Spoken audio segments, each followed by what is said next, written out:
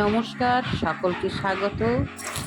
আবারও নিয়ে চলে এসেছি আজকে একটা নতুন রেসিপি। তোমরা সাথে থাকো, পরপর দেখতে থাকো। খুব হালকা তেল মশলাবিহীন তরকারি।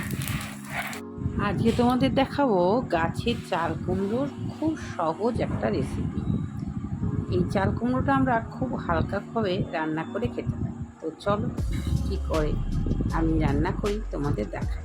প্রথমে চাল কুমড়োটাকে কেটে ধুয়ে নিতে হবে, তারপরে এই যে কোচানো মেশিন দিয়ে কুচিয়ে নিতে হবে।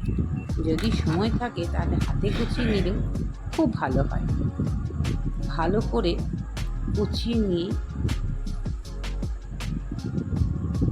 নিতে হবে। নিয়ে তারপরে প্রথমে কী করতে হবে, তেল গরম করে তেলে কাঁচা লঙ্কা দিতে হবে, তারপরে একটু জিরে, তেজপাতা দিতে হবে। দিয়ে তোমার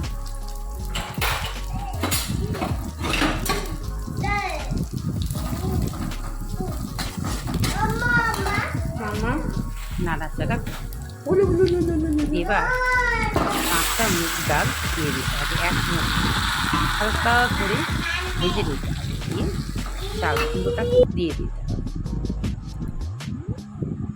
চাল কুমড়োটাকে দেওয়ার পর তারপরে ওর মধ্যে হালকা করে অল্প করে হলুদ আর পরিমাণ মতো লবণ দিয়ে দিতে হবে। দিয়ে ভালো করে নাড়াচাড়া করতে হবে।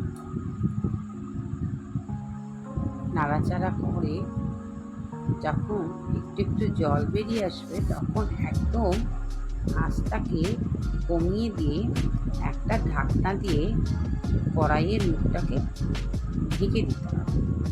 যত হালকা আঁচে এটা সেদ্ধ হবে তত খেতে ভালো হবে। একদম হালকা আঁচ ব্যাস ঢেকে দেওয়া হলো।